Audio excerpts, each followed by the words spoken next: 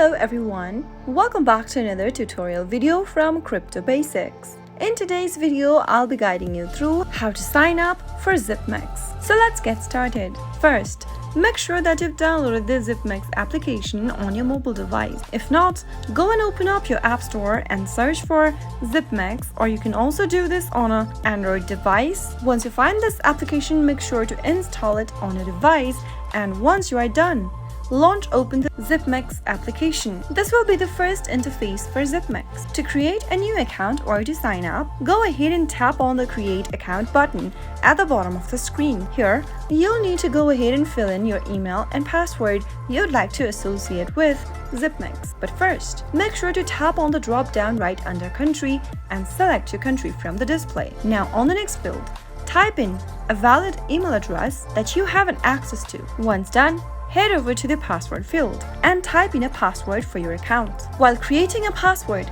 make sure to use at least 8 characters long, use at least one lowercase and uppercase letter and a special character. Also, make sure to put numbers in your password too. After you are done entering a strong password that meets the criteria, enable this toggle button right beneath. Now, you'll be able to see the Get Started button enabled. Tap on it and you'll be able to sign up for Zipmex.